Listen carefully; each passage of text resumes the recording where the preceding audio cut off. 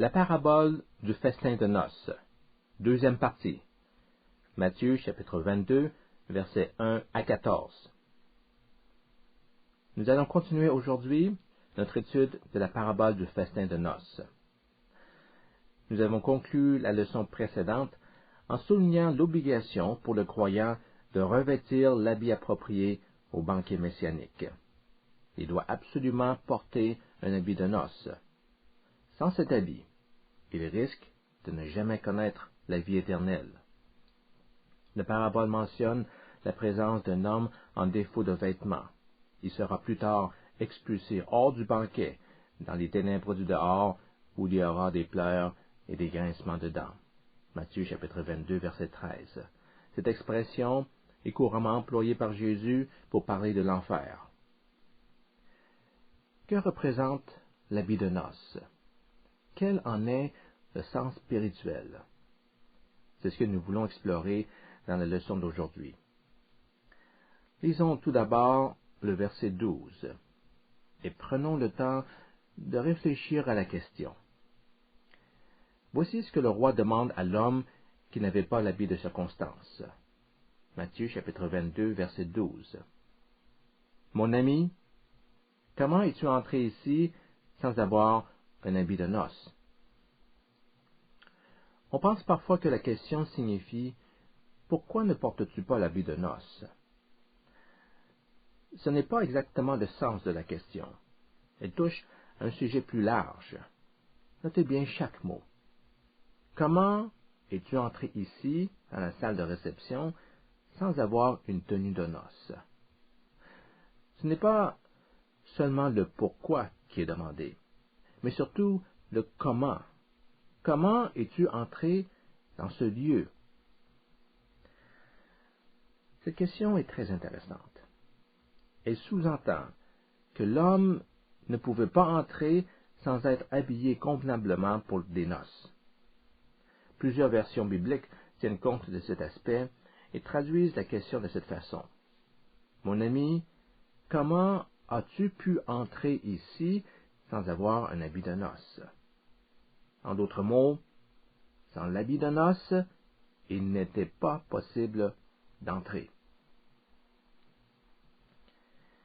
Il y a eu beaucoup de discussions dans les cercles théologiques pour expliquer comment le roi pouvait s'attendre à ce que les invités, ayant été rassemblés spontanément au croisement des chemins, puissent tous porter un habit de noces digne de paraître à sa cour.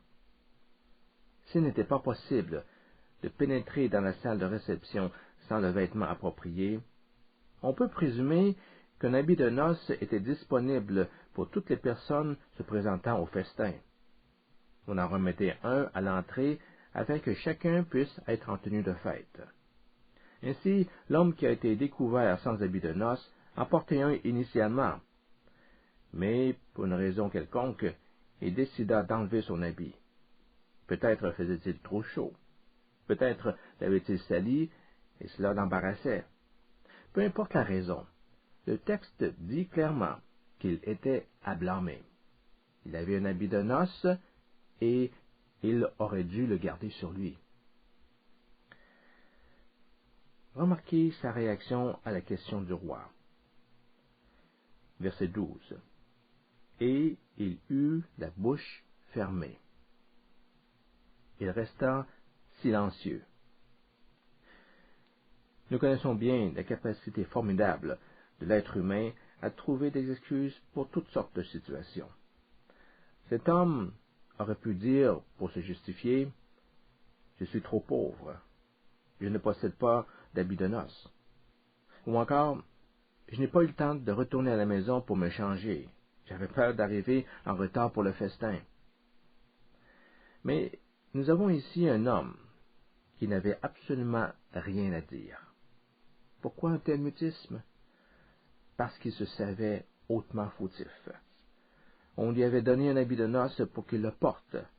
Il a accepté, mais ne l'a pas gardé sur lui. Rien ne pouvait excuser son geste. Nous allons nous tourner vers l'apôtre Paul pour approfondir cette question d'habillement. Paul emploie le mot grec endouo, revêtir quelque chose, à 15 reprises. Et si vous prenez le temps de regarder chaque passage, vous allez vous rendre compte que Paul n'utilise jamais ce mot au sens littéral de mettre un vêtement sur soi. On le retrouve plutôt au sens figuré, avec une forte connotation spirituelle. Par exemple, en 1 Corinthiens chapitre 15, verset 53, Paul parle de revêtir l'immortalité. Car il faut que ce corps corruptible revête l'incorruptibilité et que ce corps mortel revête l'immortalité. Lorsque ce corps corruptible aura revêtu l'incorruptibilité et que ce corps mortel aura revêtu l'immortalité, alors s'accomplira la parole qui est écrite, la mort a été engloutie dans la victoire. L'immortalité est comparée à un vêtement qui recouvre le corps. Un jour, les morts en Christ seront ressuscités et les vivants changés. Notre corps mortel prendra une autre forme. Nous recevrons un corps incorruptible qui ne mourra jamais. À l'image d'un homme qui s'habille, le mortel revêtera l'immortalité. Paul avait la même pensée en 2 Corinthiens chapitre 5, versets 2 à 4, où il affirme que nous allons être revêtus de la vie. Aussi, nous gémissons dans cette tente, désirant revêtir notre domicile céleste, si du moins nous sommes trouvés vêtus et non pas nus. Car tandis que nous sommes dans cette tente, nous gémissons, accablés, parce que nous voulons non pas nous dépouiller, mais nous revêtir, afin que ce qui est mortel soit englouti par la vie. Dans cette enveloppe mortelle présente, nous gémissons souvent à cause des limitations que notre corps nous impose. Mais un jour, à la résurrection, le vieux vêtement sera absorbé par la vie et nous recevrons un corps glorifié qui ne sera plus jamais sujet à la mort. L'utilisation que fait Paul du mot revêtir semble indiquer qu'il a à l'esprit la notion d'un vêtement spirituel pour symboliser une vie renouvelée.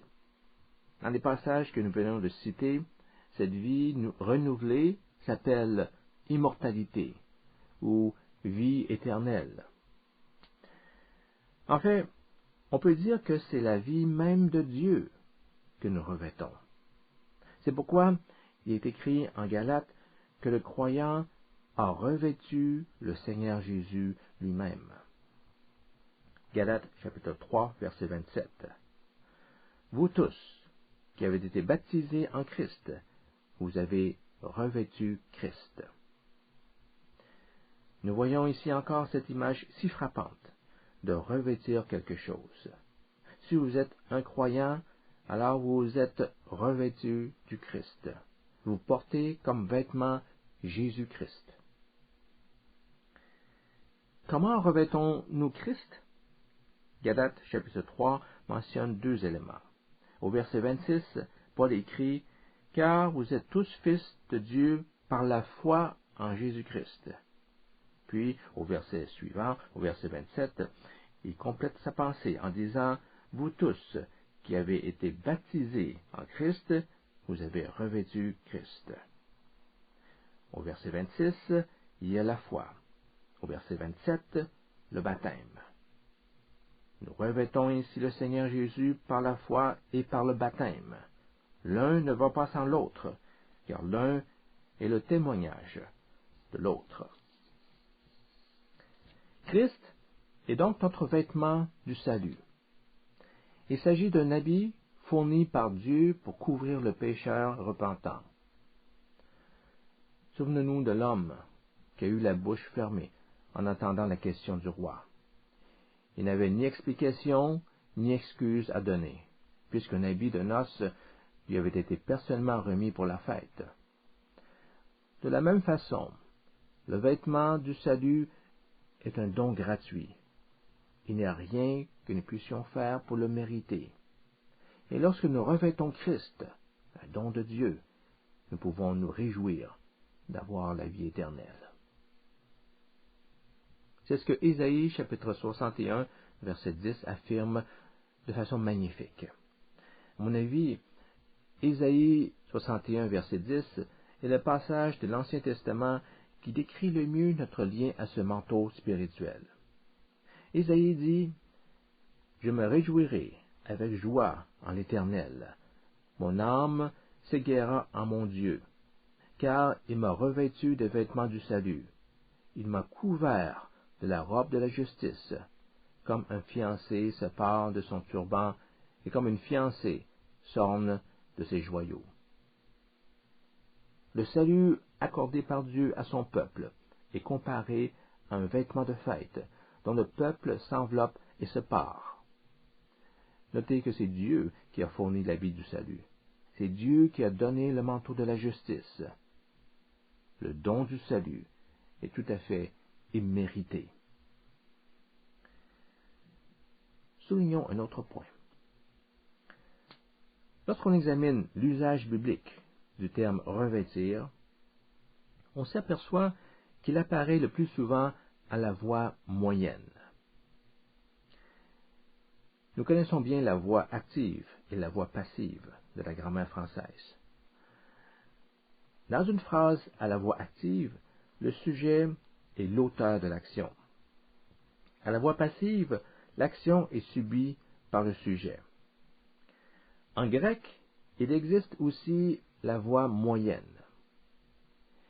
qui équivaut grosso modo à notre voix pronominale. On utilise un verbe à la voix moyenne lorsqu'on insiste pour dire que le sujet fait l'action pour lui-même, dans son intérêt. Dans les écrits de Paul, le verbe revêtir ou s'habiller, enduo, se présente toujours à la voix moyenne. Pour l'apôtre Paul, il est question de s'habiller soi-même, de prendre soi-même l'habit et de s'en revêtir.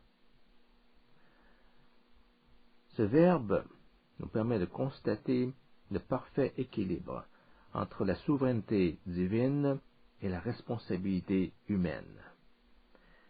Dieu est celui qui fournit le vêtement du salut. C'est à l'homme de le mettre. Nous devons donc faire l'effort de nous habiller. Dieu ne peut pas le faire à notre place. Il a fait sa part en nous offrant le salut, l'habit de noces. Il est de notre responsabilité de nous revêtir de ce qu'il nous offre et de garder cet habit sur notre dos. Nous avons vu que Paul parlait de revêtir Christ en Galates chapitre 3 verset 27. Il utilise la même expression en Romains chapitre 13 verset 14. Même expression, mais avec une nuance. En comparant les deux versets, on a l'impression qu'il y a effectivement une certaine discordance. Paul affirme en Galates chapitre 3 verset 27 que ceux qui croient, ceux qui ont mis leur foi en Christ et qui ont été baptisés, ont par le fait même revêtu Christ. Mais en Romains chapitre 13 verset 14, Paul semble indiquer que les croyants n'ont pas encore revêtu Christ. Lisons ce passage. Romains chapitre 13 verset 14.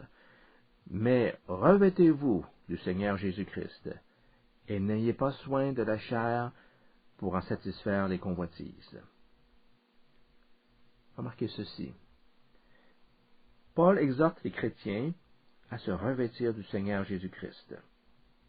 Cette phrase ne serait pas nécessaire si cette action avait déjà été accomplie. Or, en Galates, Paul affirme que les chrétiens ont déjà revêtu Christ. Comment peut-on parler de faire quelque chose qui s'est déjà réalisé? Nous avons ici une situation quelque peu contradictoire. Pour résoudre ce problème, si on peut l'appeler ainsi, il faut prêter attention au contexte. En Galates, Paul écrivait dans le contexte de l'engagement initial du disciple. Initialement, lorsqu'il avait fait profession de foi en Christ, le nouveau converti a revêtu le Seigneur Jésus-Christ. Mais plus tard, certains chrétiens ont commencé à se dévêtir du Christ. Et c'est ce problème auquel Romains chapitre 13 s'adresse. Le contexte de Romains chapitre 13 concerne le comportement du croyant vis-à-vis de son prochain et de la société en général. Notez le verset 13. Conduisons-nous honnêtement. Paul doit dire aux chrétiens de se comporter convenablement parce que certains ne le faisaient pas. Retournons à notre parabole. Voyez-vous, lorsque nous sommes devenus chrétiens, lorsque nous avons répondu à l'invitation de Dieu et que nous sommes rendus au banquet, nous avons accepté l'habit de noces. Nous l'avons porté avec joie. Mais plus tard, certains n'avaient plus l'habit sur eux. Pourquoi? Parce qu'ils ont retourné au style de vie qu'ils avaient avant leur conversion. Et lorsque nous renouons avec notre vieille nature, du point de vue de l'image spirituelle, c'est comme si nous avions retiré le Seigneur Jésus-Christ pour remettre nos anciens habits. Pourtant, nous sommes encore au banquet. Nous sommes encore dans l'Église. On nous connaît encore comme chrétiens. Mais cela ne veut pas dire que notre conduite reflète dignement l'enseignement biblique. Et si la situation continue, un jour, nous serons traités comme l'homme sans habit de noces. Nous serons jetés dehors dans les ténèbres. Au jugement dernier, il ne suffira pas d'avoir confessé sa foi en Christ au moment du baptême. Il faut répéter tous les jours cet acte de foi en nous conduisant dans la pureté de l'Esprit Saint jusqu'à la fin. En Galates, chapitre 1, verset 6, Paul écrit « Je m'étonne que vous vous détourniez si promptement de celui qui vous a appelé par la grâce de Christ pour passer à un autre évangile. » Vous avez été invité par Dieu. Vous avez répondu à son appel. Et maintenant, vous vous détournez de lui. Vous avez accepté l'habit de noces. Vous vous souvenez d'avoir revêtu l'habit de noces, leur dit Paul au chapitre 3. Lorsque vous êtes engagé initialement dans la foi, lorsque vous avez été baptisé en Christ, vous avez pris l'habit, vous vous êtes couvert avec ce vêtement. Et maintenant, vous reniez tout cela en vous détournant de celui qui vous a appelé par sa grâce. Dans ses écrits, Paul lie souvent l'action de se revêtir au comportement du disciple. Il a en tête notre manière de vivre. Nous avons vu que Paul l'exprime au mode impératif en Romains chapitre 13, verset 14. Revêtez-vous du Seigneur Jésus-Christ. Si vous professez la foi chrétienne, alors conduisez-vous comme un chrétien. Regardons un autre exemple. Éphésiens chapitre 4, versets 21 à 24.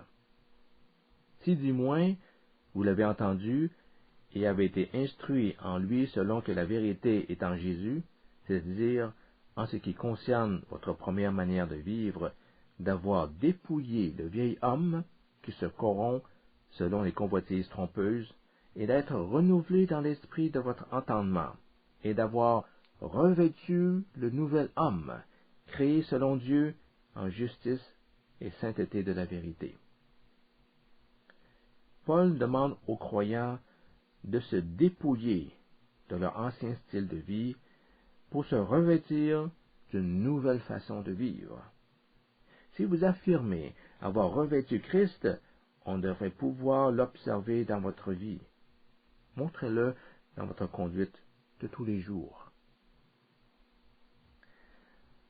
Le même point s'observe en Colossiens chapitre 3, versets 9 à 10. Ne mentez pas les uns aux autres, vous étant dépouillés du vieil homme et de ses œuvres, et ayant revêtu l'homme nouveau qui se renouvelle dans la connaissance selon l'image de celui qui l'a créé. Ceux qui se sont joints à la famille du Christ sont devenus des personnes différentes. Ils se sont débarrassés du vieil homme en eux et de ses œuvres, comme d'un vieux vêtement.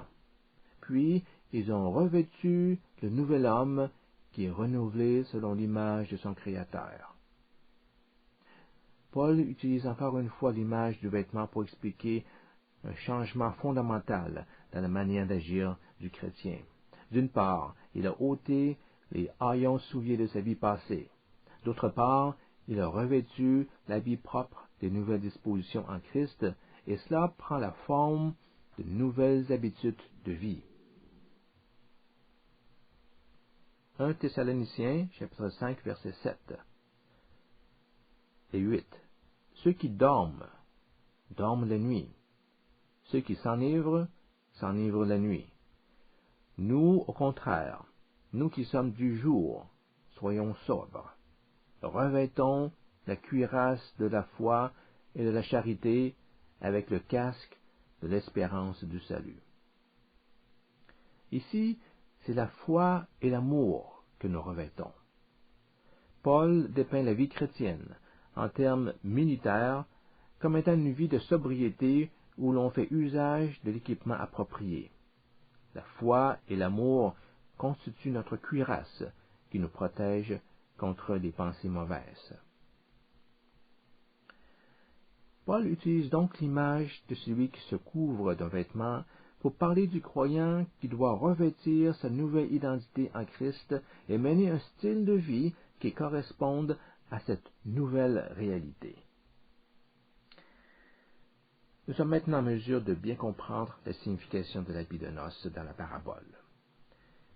Ceux qui ont revêtu l'habit de noces ont revêtu le Seigneur Jésus-Christ. Et revêtir Christ consiste à acquérir une nouvelle façon de vivre qui reflète le caractère de Jésus. On a beau dire que l'habit ne fait pas le moine, il n'empêche que nos vêtements font partie de notre identité. Lorsque les gens nous regardent, que voient-ils? Ils voient notre corps et ils voient notre habillement. Paul nous dit, lorsque vous avez fait profession de foi en Christ, lorsque vous avez accepté de vous faire baptiser, vous avez revêtu Christ. Ayant revêtu Christ, lorsque les gens vous regardent, ils devraient voir Christ dans votre vie. Ils devraient le voir comme ils voient les vêtements que vous portez. Ils le voient dans votre conduite. Ramenons tout cela à notre parabole, et plus particulièrement au personnage de l'homme qui ne portait pas la tenue de noces. En tant que chrétiens, nous avons répondu à l'invitation de Dieu. Nous sommes entrés dans son royaume. Nous sommes allés à son banquet. Nous sommes joints à son Église. Ceci suppose que nous avons fait profession de foi, que nous avons reçu le baptême, en fait, que nous nous sommes revêtus du Christ. Mais l'important pour Dieu, ce n'est pas seulement ce qu'il observe aujourd'hui. Il veut voir si, au grand jour du jugement, nous porterons toujours cet habit. Il veut voir si, au niveau de notre conduite, le caractère de Jésus continue à être bien représenté. C'est la question que pose la parabole. Et tout individu que Dieu trouvera dont le comportement ne respecte pas les lois de son gouvernement sera jeté à l'extérieur de son royaume. Il y a un courant de pensée circulant régulièrement dans les milieux chrétiens qui m'apparaît périlleux. Il affirme que le comportement du croyant n'a pas tellement d'importance dans le jugement divin. Puisqu'il a été revêtu de la justice de Christ, il bénéficie du droit de se tenir dans la présence de Dieu malgré les défaillances de sa conduite. Je ne rejette pas du tout la doctrine de l'imputation de la justice. Oui, le pécheur retrouve la faveur de Dieu par l'imputation de la justice de Christ. C'est l'habit de noces qui est prêt pour tous ceux qui acceptent l'invitation au festin. Mais il y a aussi le cas des hypocrites, qui est représenté par l'invité qui n'avait pas revêtu un habit de noces. Ceux-ci croient bien faire spirituellement. Ils sont pleins de bonne volonté. Ils se sont identifiés au royaume par leur prétendue piété, par leur aumône, par leur respect du règlement. Mais fondamentalement, leur attitude n'a pas changé. Ils ont encore leur vieille nature charnelle. Ils continuent à vivre comme autrefois. La justice de Christ et la sanctification de l'Esprit sont toutes les deux nécessaires de façon semblable. L'imputation de la justice de Christ aux croyants devrait motiver ce dernier à se conduire d'une manière juste, digne de sa relation avec Dieu. Pour ceux qui n'éprouvent pas ce désir, ou qui ne croient pas que leur participation au changement soit nécessaire, ou qui n'en voient pas la nécessité, cette parabole est un avertissement. Le jour vient où les hypocrites seront appelés à rendre compte de leur conduite. Dieu leur demandera pourquoi ils ne se sont pas habillés convenablement. La conclusion de la parabole est très claire. Les hypocrites passeront de la lumière de l'Évangile vers les ténèbres de l'enfer. Beaucoup sont appelés au festin des noces, c'est-à-dire au salut, mais peu sont revêtus de l'habit de noces, c'est-à-dire la justice de Christ et la sanctification de l'Esprit.